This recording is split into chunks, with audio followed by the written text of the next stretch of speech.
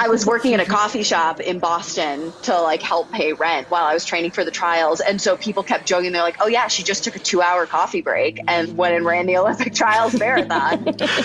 On the Podium is back with more Olympians and Paralympians sharing their journeys to the top. On the Podium from the BBC World Service. Listen now wherever you get your BBC podcasts.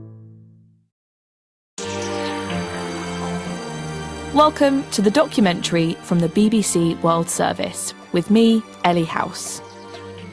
Today I'm asking, did Netflix know I was gay before I did? How does big tech personalisation work? And what does that mean for LGBTQ people around the world? Let me tell you about my coming out story. Coming out to myself, the year I realised that I was bisexual. It was my second year of university.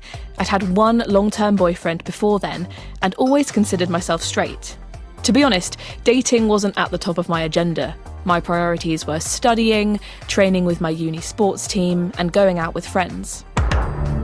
I also watched a lot of Netflix, and I loved what it recommended. When you go onto the website or app, you're met with a sleek page with rows and rows of suggested films or TV shows. Every row has a little title telling you what it's about. Hang on, I'm just going to log onto my account now to show some examples. Okay, there's a top picks for Ellie row, TV shows based on real life, critically acclaimed witty TV dramas, romantic films, award-winning TV programmes about friendship. That year, I remember getting lots of recommendations for new series with lesbian storylines or bi characters. There was one that stuck out called You, Me, Her, all about a polyamorous queer relationship. Mom, Dad, I'm a conceptually challenged bisexual. I like boys and girls. Another was Gypsy, a psychodrama featuring a suburban mum and her sordid affair with a younger woman. Have you ever been with a woman before? Well, you must have had gal crushes. It didn't really work that way for me. Yeah, I was always into men. Everyone must be seeing these shows on their feed, I thought. But when I mentioned it to friends, people who are just like me, with similar interests and streaming histories, nobody knew what I was talking about. Cut to 6 months later, and I'd started to realise that I was, in fact, a bisexual woman, and it felt like Netflix had worked it out before me. It wasn't just Netflix. I spotted similar recommendations on loads of the big tech platforms I used regularly. Spotify started really pushing a playlist that became one of my favourites, full of slow, melancholic pop like Phoebe Bridgers and Lana Del Rey. After months of streaming it, I read the description Spotify had given the playlist. Sapphic songs that defined your music taste as yearning. Let's not wait. Even the songs I was recommended were tagged sapphic, a word to describe women who love women. This seems to be a common experience for queer people. I've come across tons of articles with headlines like, TikTok thinks I'm gay. How could it know before I knew? Or Facebook knew I was gay before my family did. You are surrounded by recommender systems almost everywhere in your daily life. Marcel Karofsky is a data scientist working in recommender systems, or Rexis to those in the know. So if you search for new products or want to buy something on e-commerce platforms like Amazon, or if you are searching for a new job on LinkedIn, all these different platforms, they all work with recommender systems. The basic concept is making predictions. What do we think you might like based on what we know about you? And now you can come up with very differently personalized fashions of it. One method looks at the content of what is being recommended. You've just watched an action film, so here's another one. But I might hold off recommending you a rom-com for a while. I've not really identified much about you. My focus is on understanding the movies, their themes, genres, cast. Collaborative filtering is, let's say, the other great direction. Collaborative filtering. Here's where things start to get a little more complicated. It exploits patterns of user behavior. How have users, so watchers or listeners or readers, interacted with items. So songs, playlists, articles, movies, for example. So it's like if we were going to a market and buying fruit there, and I do have, let's say, bananas and apples in my basket, and you do have bananas and oranges or pears in your basket. So we have bananas in common because they are in your and in my basket. So maybe what I have bought in addition might be interesting for you and vice versa. This method doesn't just say, you've bought bananas before, so I'll recommend you other fruits, similar content. It says, you've bought bananas before, and so has this other person. That's a pattern. What else do they like that you might enjoy too? Most of the platforms we use every day have combined these two methods. They say they want to show people things that they will enjoy or be interested in, and this is how they do it. Here's Todd Yellin, former Netflix VP of Product Innovation, talking about recommendations in a video for the future of storytelling. Going back years ago, we decided we're going to figure out everything possibly we can think of that you can tag a movie or TV show with to really get underneath the story. That's the content bit sorted. Now for information about the people watching. So behavioral data, implicit data, what they watch, how much they watch, what devices they watch on. We try to figure out what are the tags that matter. Understanding this balance, that's up to the sophisticated algorithms that bridge what we know about the user and what we know about the content. This is where explanations usually stop, but it still doesn't feel like enough. These sophisticated algorithms predicted that I would enjoy movies and TV series tagged as LGBTQ. Why? Thanks to UK data privacy laws, I was able to download all the information that the big tech companies have on me, and I was amazed by how much detail was there. Facebook had a list of other websites I'd visited. I'd been labelled with certain interests, mainly dogs and rugby, and one platform even had the coordinates to my home address. But none of them said that they tagged anything to do with my sexuality. So actually, it's hard for these systems to learn that explicitly if they don't have access to the actual label. And of course, there are justifiable ethical concerns of not doing so explicitly. But for example, if I do like to see more of LGBT content, then the platform makes a good job in inferring that I associate myself as a member of the LGBT community, or that I am an ally or whatever, and is going to show me more of that content. So to say it is not really important to know whether a person is gay or lesbian or whatever, it is important to understand whether a person is interested in gay or lesbian content. This is a point that most of the companies have made to me. It doesn't matter to them what your sexuality is. They care about what you're interested in seeing, your tastes and preferences rather than your identity. But does that make much of a difference in reality? Earlier this year, journalists at the Wall Street Journal investigated how TikTok kept track of its users who watched content tagged as LGBT. Here's one of the journalists, Georgia Wells, speaking about it on the Journal's Tech podcast. For the LGBT cluster, former TikTok employees essentially viewed it as a list of the app's gay users. TikTok has said that the dashboard that employees use to access this data has been deleted, and that it has removed the names of these clusters and just replaced them with numbers. A spokeswoman said that TikTok doesn't identify potentially sensitive information such as sexual orientation based on what individuals watch, and it doesn't infer those details either. In all of these technical conversations about tags and algorithms, sometimes the reality of the people using these platforms can get lost. In my country, you can't really be 100% yourself. You have to hide some parts of who you are to only a specific number of people in your life. What parts of yourself are you hiding? Basically, because of my sexuality, in Uganda, there's a lot for me to hide. In May this year, the Ugandan government passed one of the harshest anti-gay laws in the world. Anyone convicted of homosexual acts faces life in prison, and even the death penalty in some so-called aggravated cases. In a statement, the Ugandan High Commission said that no one has been discriminated upon based on their sexual orientation. But it doesn't condone the deliberate promotion of sexual orientation of any kind. Here's a Ugandan politician speaking in Parliament when the bill was approved. We are going to reinforce the law enforcement officers to make sure that homosexuals have no space in Uganda. For their safety, we've changed the names of everyone we talk to in Uganda, and their words are spoken by actors. This is Zach.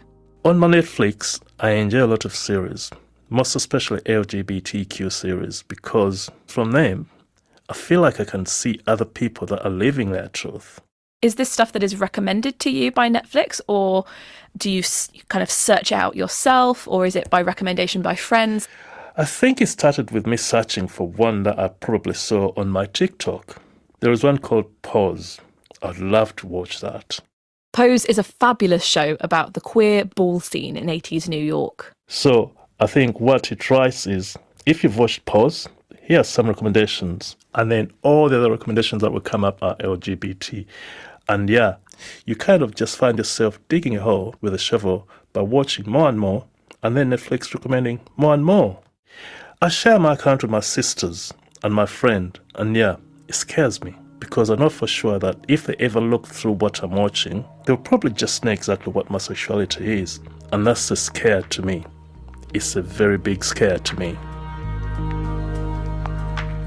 Zach's story got me wondering, is it possible that your recommendations can out you?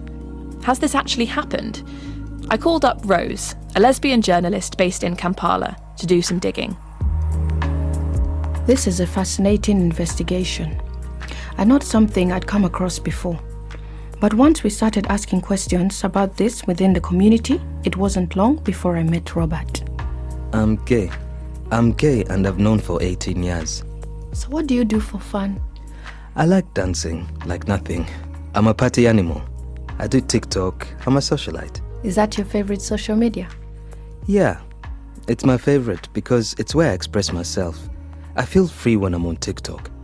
You're in Uganda, but you feel like your software's in UK or America. There's this guy called James Brown from California? Yeah, TikTok would always bring me his content. How to do makeup, blah, blah, blah. Darling, I'm doing my makeup myself today. Darling, blend. Blend them so that those faces will be... Then another one, Markel. He's like a drag queen. He's a vibe. All right, Twerk Class 101, let's go, ladies. Here we go, period. TikTok recommends good videos, gay videos. It will just bring on my For You page gay content without even typing in or asking for anything gay. Did you ever tell TikTok that you are gay? No, I never told TikTok. I never told them.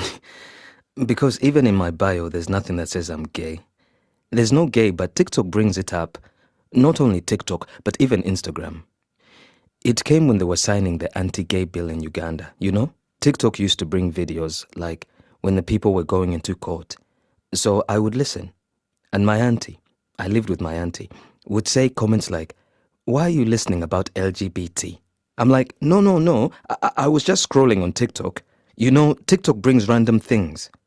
And then she's like, "I wish all the gay people were killed. I hate gay people." And then what happened next after she saw these videos? She had the videos, but she didn't have proof that I'm gay. So I was in the bedroom. You know when you're charging your phone, but you're on TikTok, like scrolling videos? My aunt calls me in the sitting room, and she sends me to buy some groceries from the supermarket. I forgot my phone behind unlocked. I think maybe it was a setup. After 30 minutes, I came back. I found her with my phone. Very furious, as if someone had died. Then she asked me, "Why are you gay?" She says, "Don't lie to me. I know everything. I went through your phone. I see what you watch. I see your TikTok gay people in your comments." I'm like, "Okay, I'm gay, but I'm not dating anyone." And she said, "You can't live with me. You will influence my kids to become gay. You're a devil. You're worse even than a devil." Then afterwards, she called my dad. So my dad just said, "Is it true?" He was like, "Don't come back here. If you dare come back, I'll kill you myself or I'll take you to the police." Then that night, my aunt threw me out of the house. I couldn't handle it. I remember I was like, God, what? I think I have nothing left on this earth. Robert was taken in for a while by a friend, but he remains vulnerable. As a queer Ugandan, it is alarming to think that we may be at risk simply for consuming LGBTQ content on social media. When the Anti-Homosexuality Act was passed into law, many queer people went back into social media closet. For example, some fled WhatsApp groups where they had associated with fellow LGBTQ people. But Robert's story suggests maybe there is no social media closet, not in the world of big tech. Hi, I'm Greg Serapio Garcia. I'm a PhD student at the University of Cambridge, and I specialize in computational social psychology. I've told you my story, and as I said, it kind of felt like Netflix knew that I was gay even before I did. Is that possible? Yes. So what's interesting is that Netflix's privacy page claims that it doesn't use demographic characteristics as part of its prediction. So in that sense, no one is explicitly telling Netflix that they're gay. And even if they did, they shouldn't be used in predictions. Netflix is very explicit about that, as are all of these social media and streaming companies. They told me that what you've watched and how you've interacted with the app is a better indication of your taste than things like age or gender. But what they can do is look at users that have liked quote-unquote queer content. Netflix probably has a bunch of algorithms that can go frame by frame and say, oh, this is what's in this frame. These are the themes that arise from the transcripts. All this metadata forms like this unique fingerprint that you can use to draw connections between different content. And maybe some of those features are not even perceivable to us because they're derived without a human involved. They're sort of can just be like a hodgepodge of, the director, the length of the series, how much color is in the video. And Netflix has gone in and obviously annotated this content as queer content. You can have a reasonable guess that, people liking this content tend to be queer. Now, it's not going to be like a super 100% airtight prediction because you can have people who are not queer engage with this content and really like it. But it does allow platforms like Netflix to, if they wanted to, find that sort of user base without explicitly asking its users, what their sexuality is. I want to kind of dig deeper into that because for me, I wasn't watching particularly queer content, yet I still was getting a lot of those recommendations. What sort of signals might I have been giving that might have indicated that when I myself didn't even realize? So one of the possibilities is that there are some random other shows out there that like engagement with those shows correlates with engagement with the LGBTQ content. There's also just this entire constellation of non-content based data that can be used to make these predictions. So maybe it's literally the percentage of time you've stayed continuously watching, whether or not you go through the credits, whether or not you skip around like within these episodes. All of these are like really tiny, very specific features that on their own like don't really mean anything. But like if you take them as part of this larger constellation of data, you can make like really specific predictions. Greg told me about some Spotify research which laid bare the power of this on-the-surface meaningless behavioral data. This study was looking at the link between personality traits and musical preferences. You can see that the top predictors for these personality traits, which you could replace with any other demographic characteristic, honestly, because it's a psychological trait. The things that were most likely to predict these personality traits were not just to do with the music people streamed, factors like genre or the mood of a song. But they were things like whether or not the user had a premium account, whether or not they streamed from a Windows desktop. Let's see. Openness. One of the top variables is percentage of streams with high instrumentalness values. So this is saying that Spotify can predict whether someone is open-minded or imaginative based on how much they listen to songs without vocals, whatever the genre. And if we were to apply it to the Netflix case that we've been kind of talking about, sure, it might not be what I watched. It might be when I watched it and how I watched it and which device I was watching it on, when and for how long, that actually indicated more about my interest in bisexual or lesbian storylines than, the content I was watching. Yeah. In a statement, Spotify said its algorithms don't make predictions about sexual orientation based on a user's listening preferences. So what does that mean for the LGBTQ community worldwide? This means that a lot of places where it's not safe to be queer, queer people are in danger because any government, depending on regulatory rules, can request this information for any reason that they see fit, right? And that's really, really scary. My name is Barış Altıntaş, and I'm a journalist based in Turkey. And I'm also co-director of the Media and Law Studies Association. The Turkish state has been very authoritarian for some time, and increasingly so. And it's been wanting to bring all the social media under control. So as such, it's very determined to pressure all the big tech companies to comply with its censorship requests. In October 2022, the Turkish state passed new legislation aimed at tackling disinformation, and it gave the internet regulator greater powers. The most important thing is it criminalizes for the first time disseminating misleading information to the public. It also introduces, even stricter government control over these social media platforms. For example, they are now facing huge fines if they don't have a representative office in the country, or if they refuse to, comply with government requests. And you talk a lot about censorship, and I know that is what this 2022 disinformation law, what it's really been criticised for. But there's also a clause within it that is a little bit more about surveillance. Could you tell me a little bit about that? Yeah, so it actually imposes huge fines to companies which basically don't want to share user data, but you also face gradual reduction of bandwidth, which is throttling. So this is actually being banned because throttling is, people can't use it.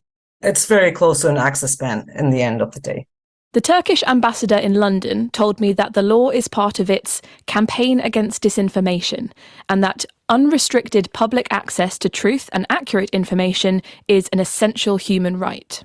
All these social media companies are expected to provide any data, almost all of it, to the state in case, the Turkish government or a court asks for such user data. Anything that a social media company that you use tracks any kind of user data, including your location data, what you're into, what you research, how much of your data is being tracked by an app is actually a big question, and it threatens a lot of minorities in different ways. Not that these tech companies are evil, or it's just how the system is. The more data you track, the bigger the risk of exposing a person. But in a country like Turkey, where the LGBTI community has come under attack recently, since 2015, the government has not allowed pride parades in Istanbul, and it has really stepped up anti-LGBTI rhetoric on different levels. So, homosexuality isn't illegal in Turkey, but what you're saying is that outside of the law, there is still a kind of crackdown on that community. Yeah, exactly. So I think there's an increased risk associated with these apps tracking and storing more of our data. How likely are the big tech companies like TikTok or Twitter to hand over people's user data? These companies are private companies. Do they have to? So I think the social media companies, they always are looking for maybe like a line where they're still able to operate, and so that people kind of use, their platforms, but also not try to anger the authorities. Most social media companies publish transparency reports, which include information about how many government and law enforcement requests they get in different countries and how often they comply. These companies say that they review each request on a case-by-case basis and only hand over user information if there are valid reasons. In the second half of last year, there was a significant increase in the number of requests for user data from Turkish authorities on apps like TikTok and Twitter. The disinformation law was passed in the same period. Not only were there more requests for this data, but TikTok was more likely to hand over the information. It disclosed no user data between January and June 2022, but complied with 15% of Turkey's legal requests and a third of what it calls emergency requests between July and December that year. TikTok says that there are some situations where it will hand over user information without legal process when it thinks it's necessary to prevent death or serious physical injury. It also says that there was an overall increase in requests last year across the world, which it thinks was due to platform growth. And it considers human rights impacts in all of these requests. Twitter has stopped publishing this information since the takeover of new CEO Elon Musk, but analysis by the tech publication Rest of World showed that since October 2022, Turkey has sent the most requests out of any country, asking Twitter to either hand over user data or take down posts. And it complied with the majority of them. I don't know how much information they really provide us, because these transparency reports really they never include information about what user request or what kind of content takedown was specifically asked for, so we don't really know what they complied with. Speaking to Zach and Robert in Uganda and other queer people that I've met for this documentary, they're conflicted. On the one hand, they love what they're recommended on these sites. Maybe they even see it as liberating. But on the other hand, they're worried. I feel like it's an intrusion of our privacy. At some point it will be a good intrusion of your privacy because it's letting you see something you don't usually experience. Or it's giving you a little bit of more knowledge of what your life would be if it actually was a bit free. And that feeling is beautiful and it's good. But I don't know if I'm making any sense. At some point it's very unsafe. They all do really scare me a little bit. You've been listening to the documentary from the BBC World Service. The producer and presenter was me, Ellie House. The editor was China Collins, with sound design by James Beard. What in the World is the podcast exploring the stories and the issues that you need to know about. 93% of fast fashion workers aren't getting paid a living wage. The former president is accused of trying to overturn democracy. How do elite athletes train in and around their menstrual cycle? Understand more, feel better with What in the World from the BBC World Service. Find it wherever you get your BBC podcasts and hit subscribe.